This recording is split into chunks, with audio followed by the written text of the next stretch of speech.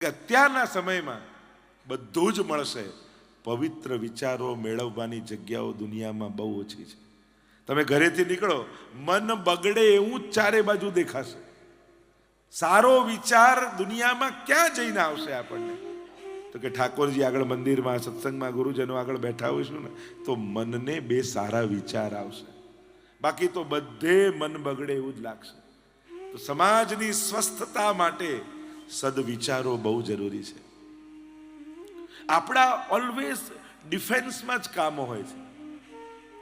ડિફેન્સમાં કઈ રીતે? મા બાપને ઘરેથી કાઢે તો હું વૃદ્ધાશ્રમ બનાવું તો કાઢેલા મા બાપને એમાં રખાય. પણ જેટલી આને વધારે જરૂર પડે સમાજ માટે સારું તો નથી ને. જરૂર એની છે કે સમાજમાં એવો વિચાર ફેલાય કે વડીલોને બધા સાચવે. બહુ જ હોસ્પિટલોની દુનિયાને જરૂર પડે, દુનિયા માટે સારું નથી. સમાજનું સ્વાસ્થ્ય સુધરે એના માટે સમાજે પ્રયાસ કરવો જોઈએ કે દવા, હોસ્પિટલો આ બધાની ઓછામાં ઓછી જરૂર પડે. જેટલા પોલીસ સ્ટેશનો વધે, જેટલી કોર્ટ કચેરીમાં કેસ વધે, સારું નથી. સ્વસ્થ સમાજ માટે જેટલી ઓછી જરૂર પડે આ બધાની, એ જ સ્વસ્થ સમાજ છે. અને એ કામ મંદિર અને કથા કરે છે. સમાજના માનસિક સ્વાસ્થ્યને એટલું પવિત્ર કરી દે છે કે આ બધાની ઓછામાં ઓછી જરૂરત પડે. અને એ કામ કરવું અત્યારે સમાજમાં જરૂરી છે કે લોકો ઓછામાં ઓછા માનસિક તણાવમાં રહે, એટલે બીમારી ઓછી થાય, સ્વજનોને સાચવવાનો ભાવ પેદા થાય, એટલે આ બધાની આવશ્યકતા ઘટે. સમાજમાં આ બધાની આવશ્યકતાઓ ઘટવી જોઈએ. વધે એ ગૌરવનો વિષય નથી, એ શરમનો વિષય છે. પણ જરૂરત છે તો સુવિધા પણ હોવી જોઈએ. સમાજમાં આંખો બંધ કરીને જીવાતું નથી. ખરેખર જરૂર છે તો રાખો એ ખરા. તો જે દાન, ભોગ અને નાશ, આ ત્રણ ગતિ છે, નહીં કરો તો બધાનો નાશ થશે. તમારા ઘરમાં પડેલી વસ્તુ બગડે છે ત્યારે જો અન્ન બગડે છે તો કોઈ એક વ્યક્તિને ભૂખ્યા રહેવાનું અપરાધ આપણને ક્યાંક લાગતું હોય એવું લાગે. જો વસ્ત્ર બગડે છે તો કોઈ એક વ્યક્તિને ઉઘાડા રાખવાનું અપરાધ આપણને લાગતું એવું આપણને લાગે. આવો ભાવ રાખશો ને તો તમે જ સજાગ થશો, કઈ બગાડ ન થવો જોઈએ. ખાઈ જાય કોઈ વધારે એનો વાંધો નથી, પણ બગડી જાય એના માટેની સાવધાની રાખવી. અહીંયા ત્રણ ગતિ નગરાજાની કથામાં કહ્યું દાન, ભોગ અને નાશ છે. આગળ જરાસંઘ પૌંડક ઉદ્ધારની કથા આવી, દ્વિવિધ ઉદ્ધારની કથા આવી, જરાસંઘ ઉદ્ધારની કથા આવી, યુધિષ્ઠિર દ્વારા રાજસુ યજ્ઞની કથા આવી. યુધિષ્ઠિર રાજાએ રાજસુ યજ્ઞ કર્યો છે. બધાને બોલાવ્યા, જુદા જુદા જવાબદારીઓ બધાએ લઈ લીધી કે પ્રસાદની વ્યવસ્થા ભીમ સંભાળશે, આની વ્યવસ્થા સંભાળશે. દાનની વ્યવસ્થા દુર્યોધનને આપી.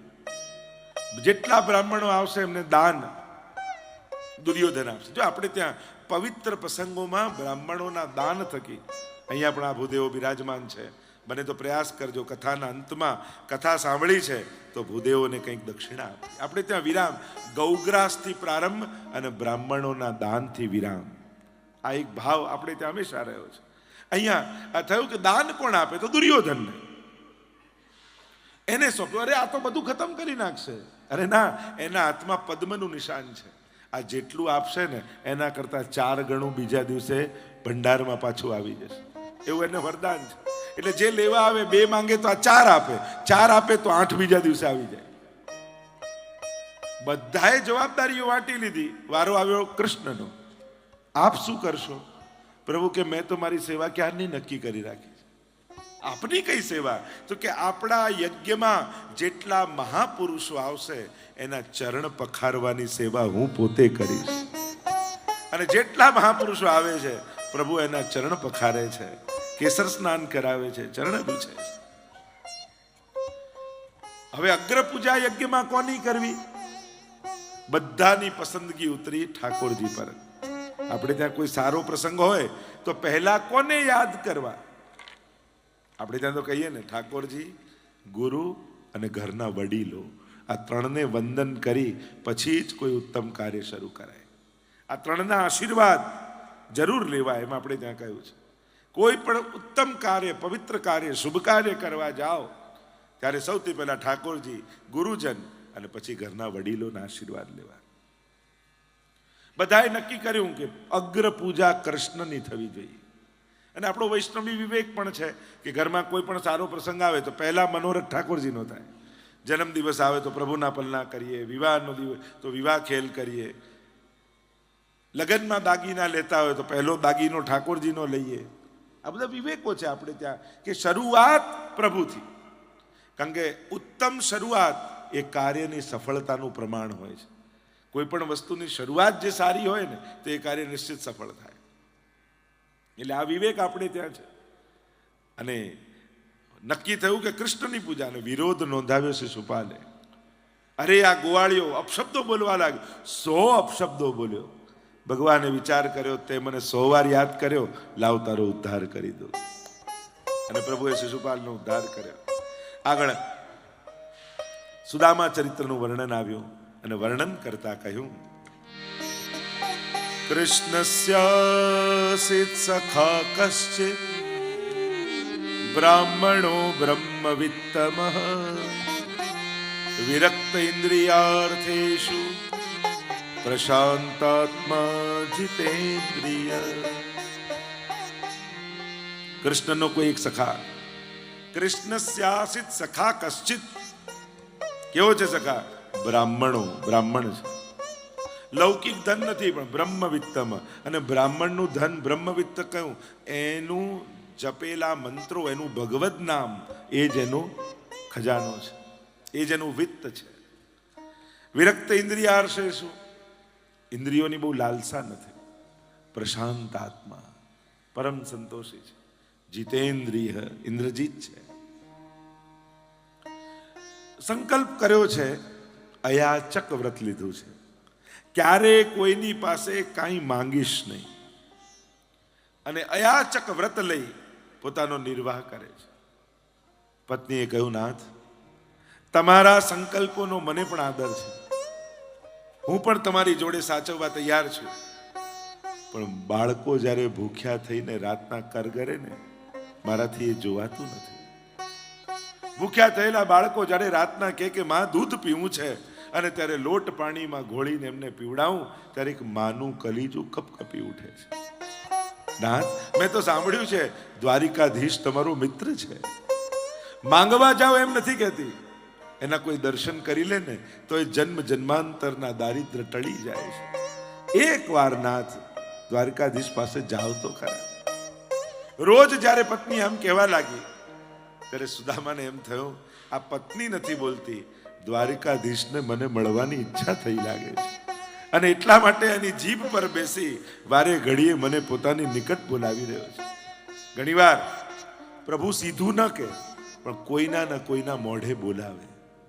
એ આપણી સમજ હોવી જોઈએ કે આપણે ઓળખી જઈએ, હમણાં આ વ્યક્તિ નથી બોલ્યો, નિશ્ચિત ઠાકોરજી મને કંઈ કહેવા માંગે છે, ઠાકોરજી મને કંઈ ઈશારો કરી રહ્યા છે. અને એટલે અત્યારે આની જીભ પર ઠાકોરજી બેસીને બોલી રહ્યા છે. તુરંત આપણને એમ થાય કે હમણાં આ વ્યક્તિની તો આવું કહે નહીં, એને કહ્યું છે તો ક્યાંક પ્રભુનો કોઈક સંકેત છે. કહ્યું, ઠીક છે, તું આટલું કહે છે, કાલે જ હું જાઉં. પણ ખાલી હાથે પ્રભુ પાસે કેમ જવાય? શાસ્ત્ર એમ કહે છે ખાલી હાથે પ્રભુ પાસે, રાજા પાસે ન જવાય. શું લઈને જાઉં, એને શું આપીશ? વિચાર કરો, આવા સંજોગોમાં પણ પ્રભુને શું આપીશ એનો વિચાર સુદામાના મનમાં છે. અને 4 મુઠ્ઠી તાંદુલ ભરીને બાંધી દીધા પોટલીમાં, ખભે પોટલી લટકાવીને સુદામા ચાલ્યા છે. ચાલતા ચાલતા થોડા આગળ ગયા. ભૂખ્યું પેટ છે, એક ધોતીને ઉપરણો છે, કૃષ્ણ સુકાયેલું શરીર છે, થાકી ગયા, એક વૃક્ષ નીચે સૂઈ ગયા. પ્રભુને થયું, મારી તરફ જે આવે એ 10 ડગલા ચાલે તો 90 ડગલા હું ચલાવું. યોગ નિદ્રામાં સુડાવીને દ્વારિકાની બહાર મૂકી દીધા. થોડી વારમાં નેત્રો ખુલ્યા, જુએ તો ચારે બાજુ ચમકતું ચળકતું સોનું દેખાય. અરે આ કઈ નગરી? અરે આ તો દ્વારિકાધીશની દ્વારિકા છે. પૂછતા પૂછતા દ્વારિકાધીશ ક્યાં બિરાજતા હશે તપાસ કરીને જ્યાં આવ્યા, કહેવાય છે કે સત્યભામાજીના મહેલમાં ઠાકોરજી બિરાજતા હતા. એ સમયે દ્વાર પાસે આવ્યા અને કહેવા લાગ્યા કે અંદર જઈને સમાચાર આપો, એમનો મિત્ર સુદામા બહાર આવીને ઉભો છે. દ્વારપાલોને થયું કે આ ગરીબ બ્રાહ્મણને ભગવાનનો મિત્ર ક્યાંથી? આજ સુધી અમે તો જોયો નથી. અને આ રીતે બધાને જો મળવા લાગે તો પ્રભુ રાજકાજ ક્યારે કરે? જ્યાં નહીં મળે ઠાકોરજી. થોડી વાર થઈને પાછા સુદામાજી આવ્યા. એક વાર જઈને કહી તો દો, એમનો મિત્ર સુદામા ઉભો છે. તને કહ્યું ને એક વાર નહીં મળે, પુનઃ પ્રયાસ કરો. એક વાર જઈને એમને કહી દો. એ ના કહેશે ને તો હું જતો રહીશ. નીકળ અહીંયાથી, તને કહ્યું એક વાર. પ્રભુ પાસે સમય નથી. હૃદય ભરાઈ આવ્યું સુદામાનું, ગળગળા થઈ ગયા, નેત્રોમાંથી અશ્રુપાત થવા લાગ્યા. હાથ જોડીને દ્વારપાલને કહે છે, આટલી દૂરથી હું દર્શન કરવા આવ્યો છું, એક વાર જઈને ખાલી મારું નામ બોલી દો. એ જો કાંઈ ન બોલે તો અહીંયાથી નીકળી જઈશ. દ્વારપાલોને પણ આવી દયા. એક વાર કહેવામાં શું છે? ભીતર ગયા છે દ્વારપાલો, સોનાના હિંડોળે પરમાત્મા ઝૂલી રહ્યા છે. અને દ્વારપાલે આવીને કહ્યું, મહારાજ, કોઈ ગરીબ બ્રાહ્મણ બહાર ઊભું છે, પોતાનું નામ સુદામા કહે છે. અને જ્યાં સુદામા શબ્દ કાનમાં પડ્યો, કૂદકો મારીને પરમાત્મા દોડ્યા. ફલાંગો ભરતા ભરતા પિતાંબર હવામાં ઉડતું જાય અને ભગવાન છલાંગો ભરતા ભરતા દ્વાર સુધી આવી સુદામાને બાથ ભેળી લીધી. આટલા વર્ષે તાની મારી યાદ આવી. આવ આવ કરીને પધરાવીને લાવ્યા, સોનાના સિંહાસન પર બિરાજમાન કર્યા. પટરાણીઓને કહ્યું, જલ્દી ગરમ જળ લાવ, પ્રભુના ચરણ પખારવા છે. અને પાણી પરાત કો છુયો નહીં, અસવન જલ સે પગ ધોય. પેલું તો ગરમ જળ આવે જ્યારે ત્યારે પ્રભુએ પોતાના નેત્રોના જળથી યશોદામાના ચરણ પખાર્યા. ભેટતા જાય ને પાછા ચરણ પખારતા જાય. બધા ચકિત થઈને જુએ કે આટલા મિત્રો રાજા મહારાજાઓ આવ્યા, આવું તો પ્રભુ ક્યારેય નથી કરે. આવો ઉમંગ અને ઉત્સાહ તો ઠાકોરજીનો ક્યારેય જોયો નથી. પોતાના વસ્ત્રો આપ્યા છે, પોતાના શણગાર ધરાવ્યા છે. રાત્રિના સમયે ભોજન કરવા માટે બિરાજ્યા છે. ભોજન કરતા કરતા પ્રભુ નાનપણના પ્રસંગોનું સ્મરણ કરવા લાગ્યા. સુદામા, તને યાદ છે સાંદીપની ઋષિના આશ્રમમાં આપણે ભણતા? અરે પ્રભુ, કેમ ભૂલી શકાય? એની તો એક એક ક્ષણ મારા જીવનમાં કોતરાયેલી છે. કેમ ભૂલી શકાય? મોટા મોટા રાજા મહારાજાઓના દીકરાઓ ભણતા અને હું એકલો ગરીબ બ્રાહ્મણનો દીકરો. મારી જોડે કોઈ ભોજન કરવા તૈયાર ન થતું. અને જ્યારે હું એકલો બેસતો ત્યારે કૃષ્ણ તું તારી થાળી લઈને આવતો અને કોળીઓ ભરીને મારા મોઢામાં મૂકતો.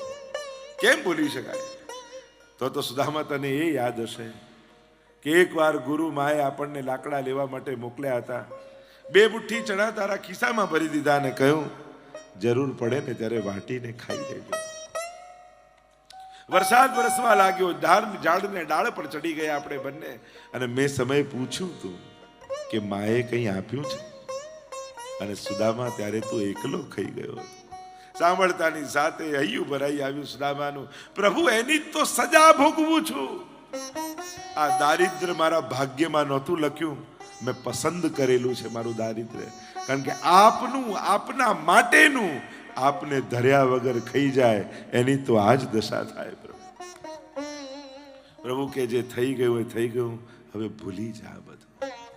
નાનપણના પ્રસંગો છે, એને કંઈ બહુ યાદ ન રખાય. આ તો નાનપણની વાતો, ભૂલ જા. અને જાણે આમ કઈ ભૂલી જા કહીને ભગવાને એના ભાગ્યમાં લેખમાં મેખ મારી દીધો. અરે ભાભીએ આપ્યું શું છે? ગભરાતા ગભરાતા છુપાવવા લાગ્યા પોટલી. પ્રભુએ ખેંચી અને પોટલી ખોલીને તાંદુલ જોયા. એક એક મુઠ્ઠી આરોગવા લાગ્યા. 3 મુઠ્ઠી આરોગ્યા ને હવે તો હાથ પકડી લીધો પ્રાણીઓએ. અમને આપી દેશો કે શું? કુબેરનો વૈભવ ભરી દીધો સુદામાને. પણ સુદામાને ખબર ન પડવા દીધી કે એને આટલું બધું આપ્યું છે. આટલા દિવસ વ્યતીત થયા. સુદામાને વિચાર આવ્યો કે મારી પત્ની, મારા બાળકો શું કરતા હશે? અને સારું થયું પ્રભુએ કંઈ આપ્યું નહીં. નહીં તો મિત્રતાનો જે આનંદ કરી રહ્યો છું એ નજરથી નજર મિલાવીને આનંદ ન કરી શકે. સુદામા આવ્યા પ્રભુ પાસે ને કહેવા લાગ્યા, પ્રભુ, આટલા દિવસ થયા, હવે આજ્ઞા આપો તો હું જાઉં. પ્રભુએ પોતાના જૂના વસ્ત્રો સુદામાને આપ્યા. વસ્ત્રો બદલ્યા. આજ્ઞા લેવા માટે સુદામા આવ્યા. પ્રભુ, આજ્ઞા આપો. પ્રભુએ બાથ ભેળી લીધી સુદામાને. બંનેના નેત્રો ભરાયા. સુદામા કહે કે હવે આજ્ઞા આપો તો હું જાઉં. ધીમે ડગલે સુદામાજી જવા લાગ્યા.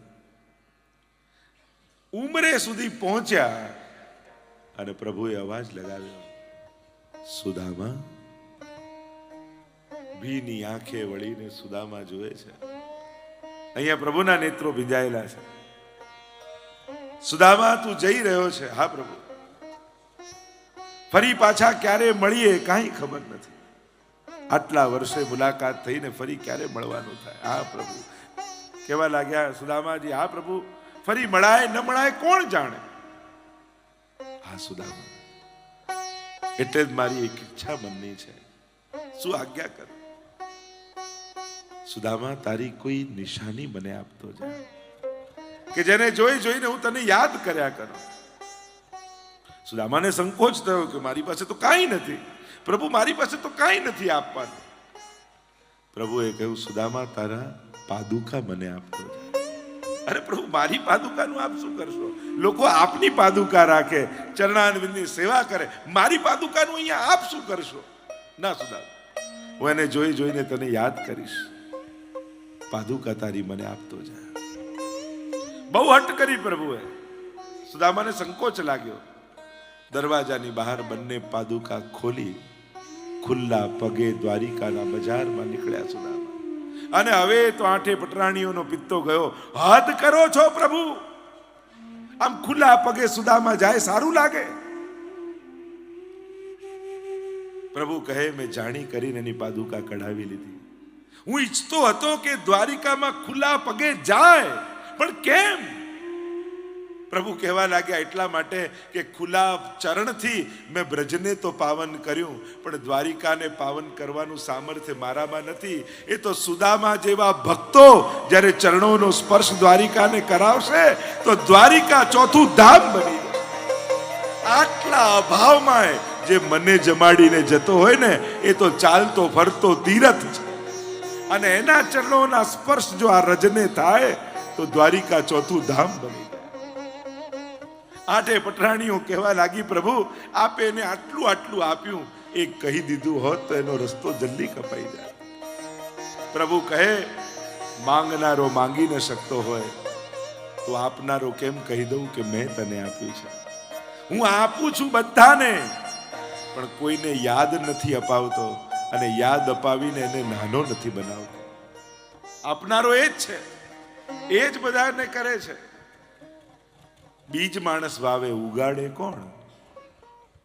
કોળીઓ માણસ ભરે પચાવે કોણ? કરનારો તો એ જ છે. એક એક ઘટનાને જુઓ તો કરતું મકરતું મન્યથા કરતું એ જ તો છે.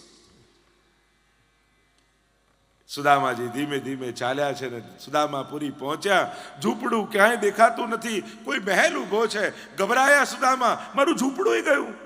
અરે ક્યાં હશે મારા પરિવારના લોકો? આપણું કરેલું હંમેશા પ્રભુને યાદ અપાવીએ છીએ. પ્રભુ આપેલું પ્રભુ આપણને ક્યારે યાદ નથી અપાવતું. અરે એ દિવસે યજ્ઞ કર્યો, એ દિવસે ભોગ કર્યો, એ દિવસે 56 ભોગ ધર્યો, એ દિવસે કુનવા, તોય ગિરરાજ બાબા, તોય ઠાકોરજી કાંઈ ન કર્યું. પ્રભુ કહે, એ 56 ભોગ કર્યો એના પૈસા આવ્યા ક્યાંથી તારી પાસે? મેં જ તો મોકલાયા હતા. એ ઠાકોર મને હાર ધર્યો, એ લાવવાના પૈસા આવ્યા ક્યાંથી? મેં જ તો તારા ખિસ્સામાં પહોંચાડ્યા હતા. પ્રભુ મંદિરમાંથી સીધો ચેક લખતા નથી, કોઈના ન કોઈના થકી જ પહોંચાડે છે. ક્યારે કોઈને એમ જો કે મંદિરમાં ઠાકોરજી, અને કદાચ ઠાકોરજી ચેક લખે તો કોઈ લે ખરો?